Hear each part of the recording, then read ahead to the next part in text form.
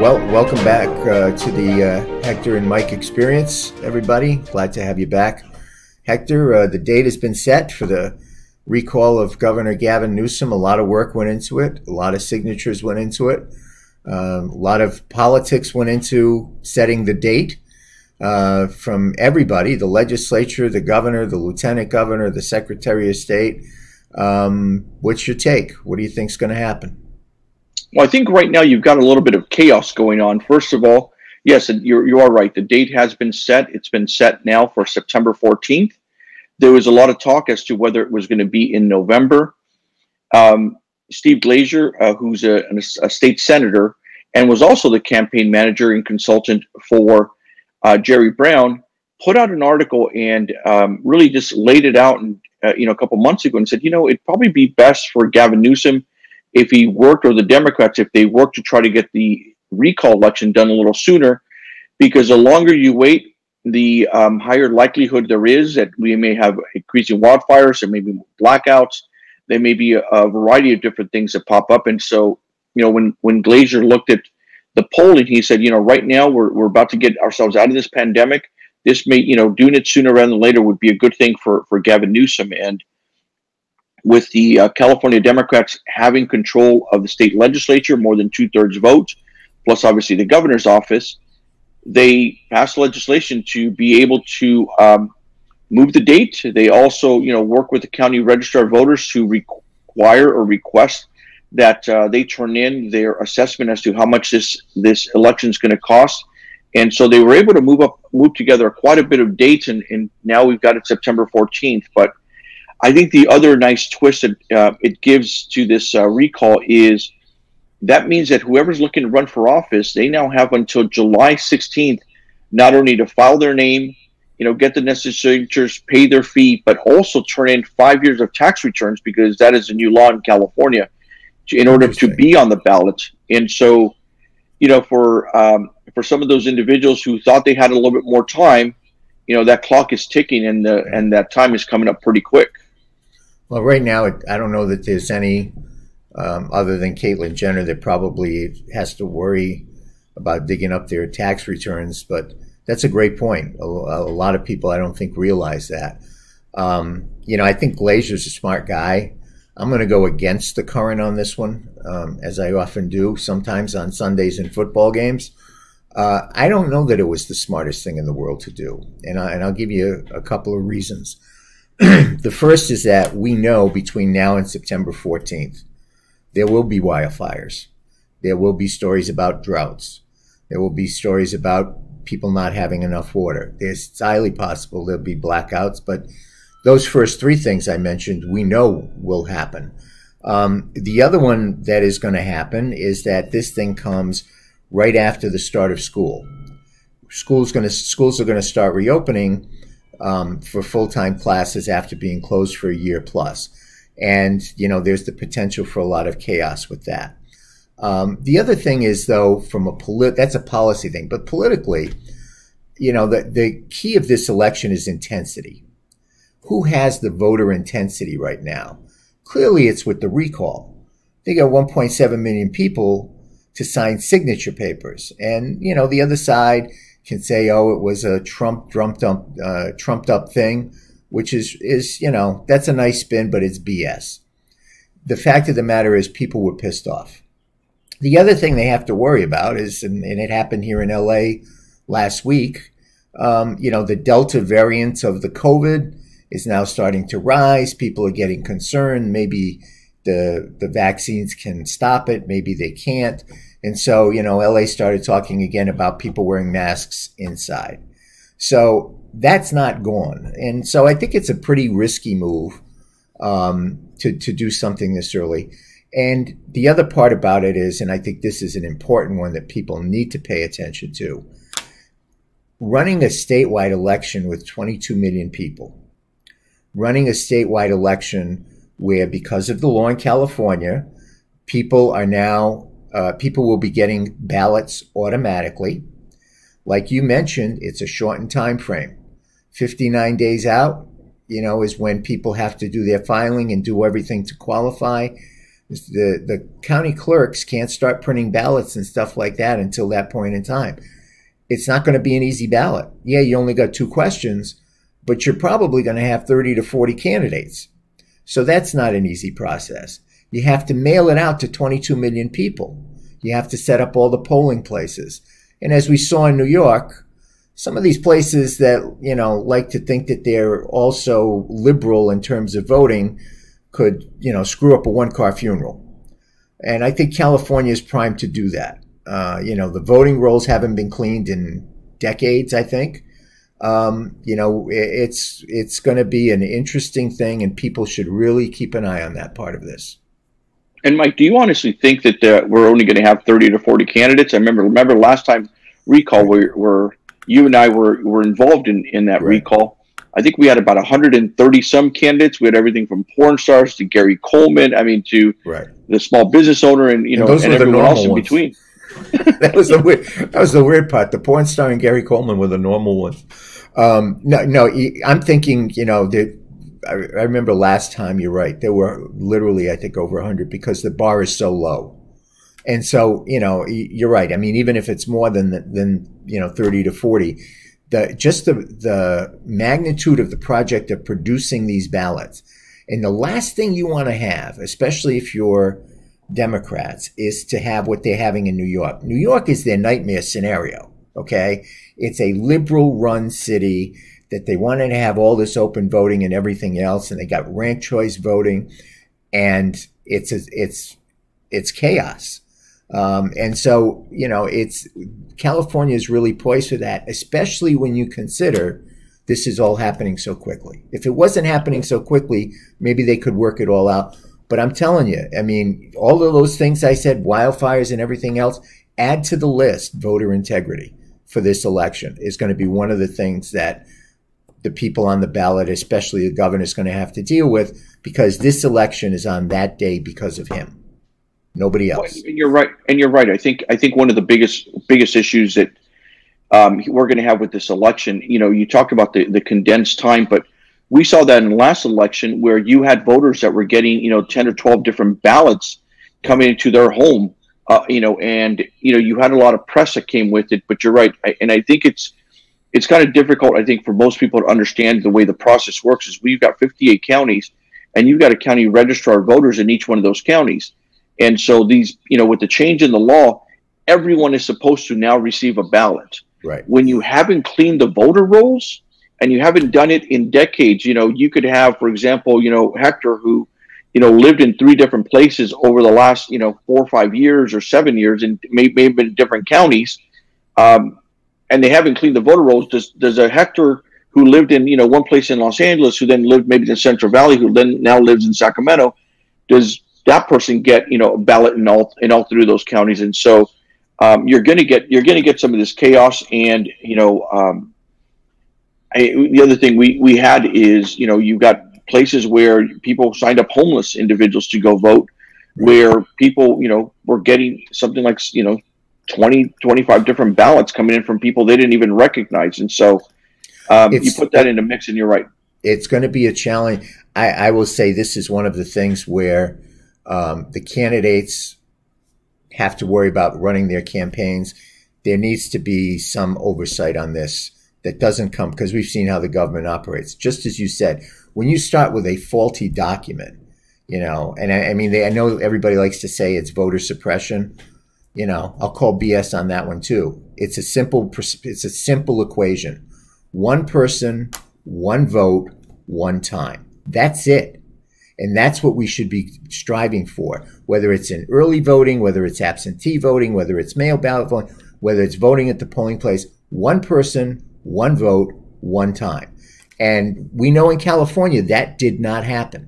And so they, really, if someone's doing their homework, they need to be putting this stuff together, because people knew well in advance that last year that it was going to be an election where you get the ballots automatically sent out without people asking for it.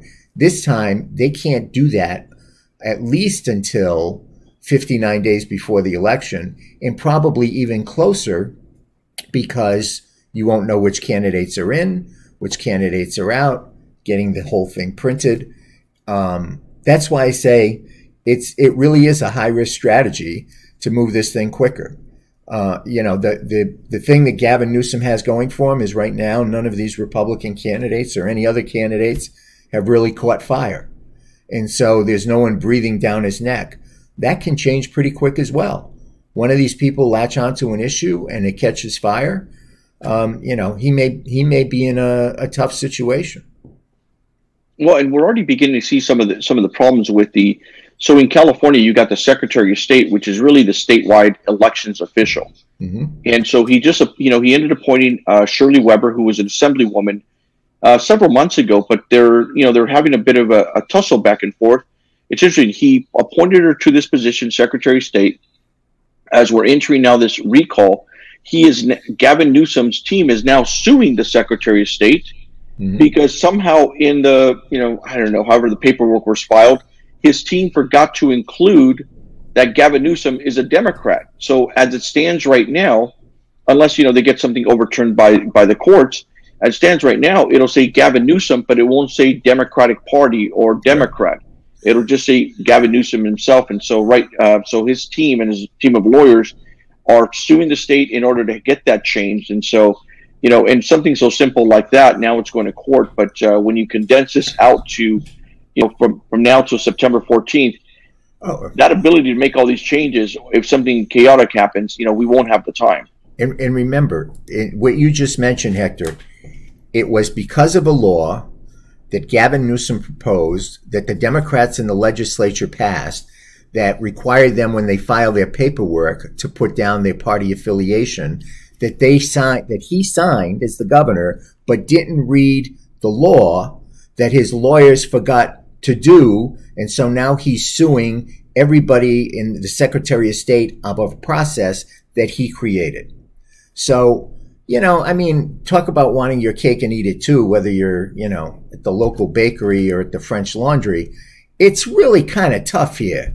And those are the kind of mistakes that are going to be, ordinarily they're just mistakes that happen. They're all under the microscope now. And it's going to be even more intensified over the fact that it is a short window for putting a massive election together with very liberal rules about how people get their ballot. And we know that there are problems. We know, like you said, that there were people that got ballots that got multiple ballots.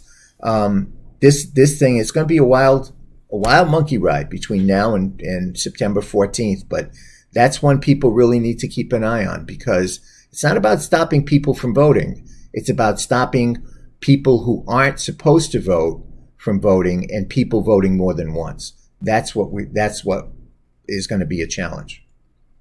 Well, and let's go on the flip side. Do you think by condensing this time, you actually take out a lot of other people who were considering looking to run? I mean, setting aside the tax returns, I think that makes it difficult for some celebrities or some other public individuals who would rather not show what they've been doing, how they calculate their taxes over the last several years. But does this make it more?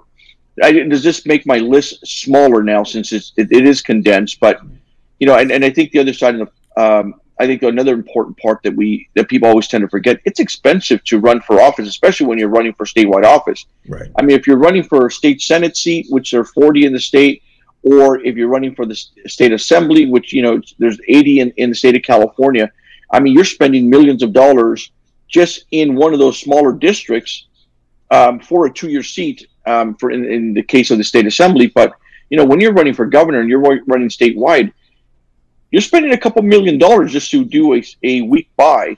But a week, WEAK, by the way. It's a week by at $2 million in California. No, you're absolutely right. No, you're right. Fundraising. What I mean, you've done fundraising over for the national party. You've done fundraising for a lot of different candidates. I mean, what's your take on this fundraising? It's crazy. I mean, what you really need at this point, because it is so short, you're right, it does put people at a disadvantage.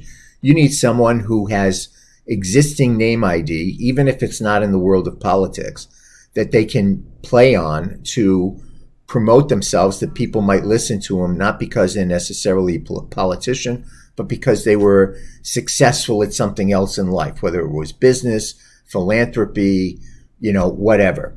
And, that's why I look at this and say there will be more candidates running simply because of the novelty of it, simply because the threshold of getting on the ballot is so ridiculously low. But probably there may be one or two more what I would call serious contenders that jump in.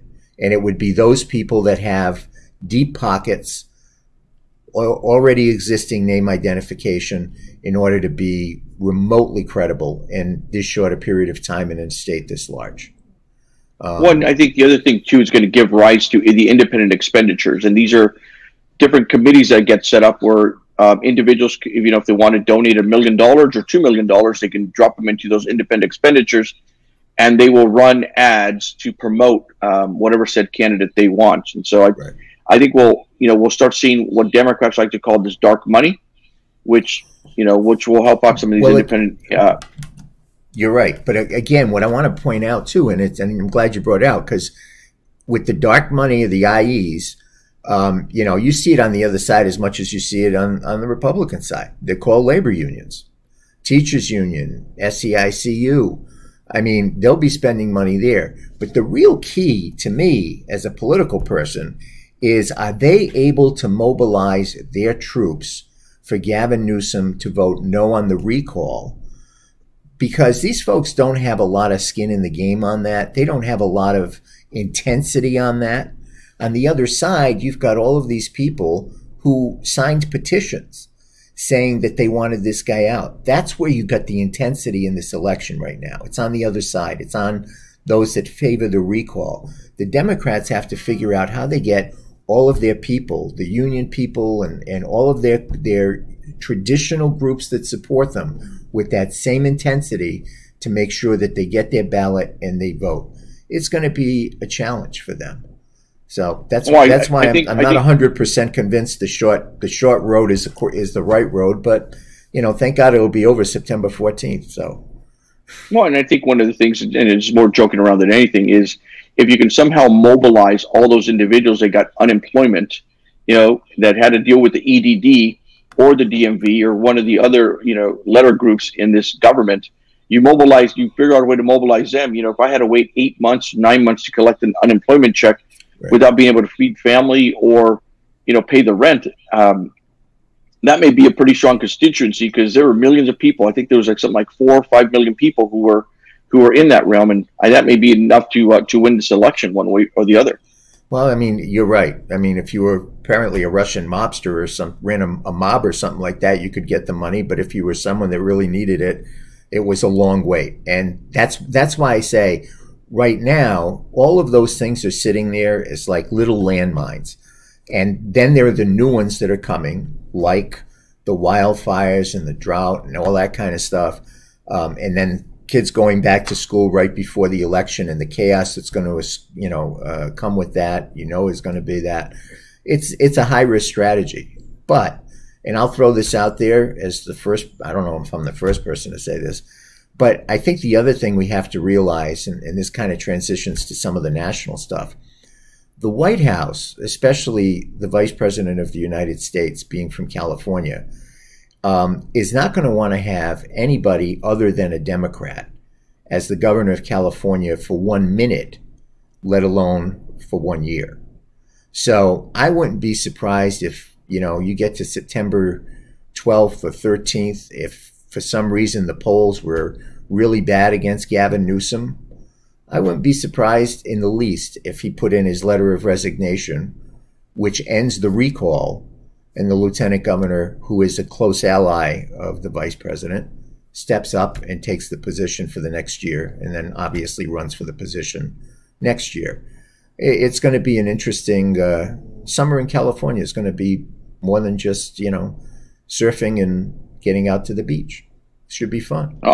I'll disagree with you on that. I think ego wins over for him. So I think ego wins on that one. But you were talking about the vice president. Do you think we'll end up seeing the vice president or the president come out and hold a fundraiser, hold some sort of event over for him? Because this past week we saw the former president of the United States kind of make his way back out there and held held a rally, had a, one of those rally type events over at the border. It was with Sean Hannity, and Sean even asked him, said, Mr. President, are you looking to run again for president? Have you made that decision? He said, you don't need to tell me what decision you've made, whether you are or not, but how close are you to making the decision whether you're running for president again, or have you even thought about it? And the president, former President Donald Trump said that he'd already made his decision whether he was going to run again or not. Didn't indicate which way he was going to go so. But what's your thoughts on that? It's a long time between now and 2024, and I think him going to the border, and we said this on the last broadcast, him going to the border with the governor of Texas, with several Republican congressmen, is why Kamala ended up going to the border. And we saw in an article this past week in Politico some of the machinations that took place or are taking place in the vice president's office, which I was really surprised to read about, because, it talked about backbiting, it talked about blame, it talked about, people being disrespected and treated badly. And I'm reading this and it's like, dude, it's only 5 months into the job. I mean, I remember very well 4 years ago. 5 months into the job, there were a lot of those same kind of articles. I did not expect to see that, from the other side, because, they should be more disciplined than that. But yeah, I think you'll see Kamala out here. You'll see, I think you'd see the president out here. Both of them are popular here. And in terms of Donald Trump going to the border, it was a smart strategic move. He goes to a place that is probably, one of the things that he is most noted for. He exposes a weakness on the other side.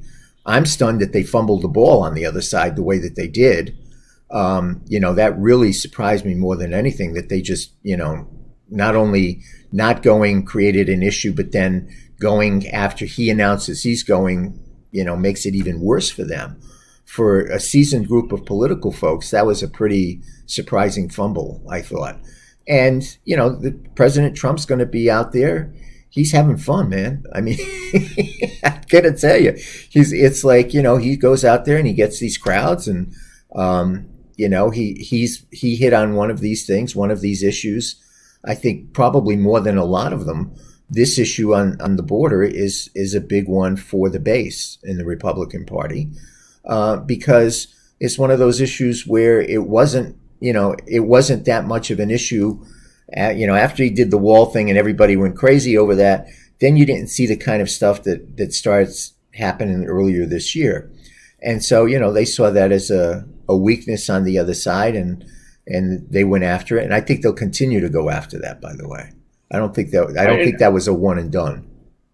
No, I don't think so either. And I think you're right. He went after illegal immigration, put a stamp on it, and put the Democrats in a very difficult situation. But one of the other things, if we continue on this Donald Trump, another thing we saw this past week was you saw New York, that they've now made some indictments over for one of Trump's CFOs, right? And here's the thing that really struck me is, for the last 3 years, they've been investigating Donald Trump. They've been saying, we're going to get him on paying hush money to women. We're going to get him and all this stuff. And what really came out this past week was, you got some employees who maybe they didn't write on their taxes, or maybe, they got some sort of credit because they were sending their kids over to some private schools, or they were using some vehicles for personal, personal vehicles, but as opposed to business vehicles. And they should have written it a little bit different in their tax returns. It seemed weak, especially after 3 years of going after him. Well, I'm not a lawyer, and I don't pretend to play one on TV. But what they're clearly doing is trying to get somebody to flip. That I know a little bit about.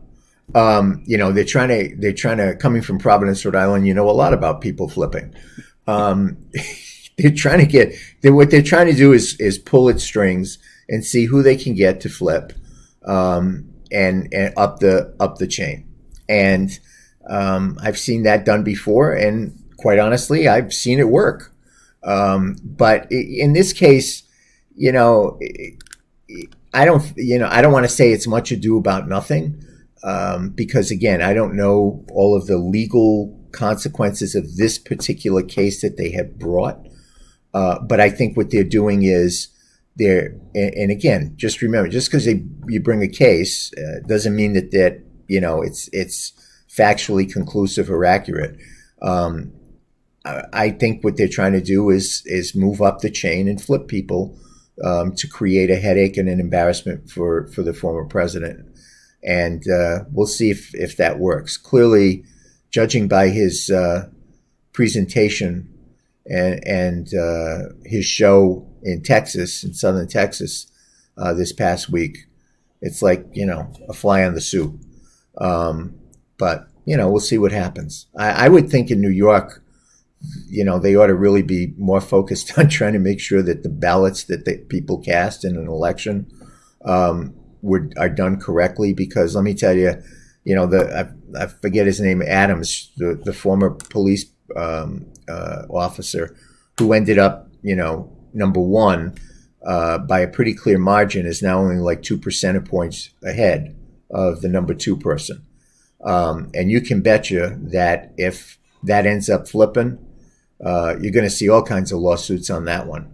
So I think with everything that goes on in New York, you'd think they'd have better things to do, but it's politics right now. But we'll see what happens down the road. Well, I think you're right in a lot of the sense it is politics. I mean, and it's part of the flipping strategy. You would think that they would have gone in and said, look, this is what we've got on you. Start spilling the beans, and then gotten public with whatever was provided over to them. It seemed as though for most folks and things that we've read is was it a waste of 3 years? Time will tell, but if you're going to flip someone, my thought is you flip them first, then start getting some good stuff on whether you're going to get a former president or anyone else, and then you start making that information public, because then it just seems like you're just on a personal vendetta, and you're just fishing for things. So, well, hey, fishing's a good word. Flipping and fishing, two great things to do. Two things. One of them you only do a lot in New York, and that's flipping. Fishing, forget about. Well, Mike, it's great being on with you. I think we're gonna look to end it here. We've got another busy week coming in. Now with 4th of July now behind us, and with this recall getting started, one thing that we're facing in California, and you had mentioned it lightly, is we've got a lot more wildfires out there. Mm-hmm. We've got reports of more cities that are going to be running dry in water. Mm-hmm. And so, they've got another 6 to 8 months in some of these cities where the wells are running dry. And so it'll be interesting too, just because the independent, with the ISO service operator for California has now gone out there and asking, hey, we may need some more energy. So, if you've got some energy that you can sell us, please do so. And so, that'll be kind of an interesting time coming into the next couple of weeks. But hey, let me make my contribution to the ISO. See, I turned the light off on my my little ring light here. So there, you can now go do your laundry. You're all set. Fifth largest economy in the world. I had to turn my light off so you could go do the laundry. Does anybody not think there's something wrong with this picture? Oh man! And that's, by the way, that next time we get together, we should talk about the fact that July 1st has come and gone. We all celebrate the 4th. God bless America and such. But on July 1st, there's a bunch of new laws that went into effect in California. There's some really bizarre ones that are working their way through the system that people probably are not aware of because the press doesn't write a lot about them. And again, any one of those things, no pun intended, can catch fire and become a major issue in a short time-framed campaign. So we should talk about that down the road as well. I think people will be interested. Mike.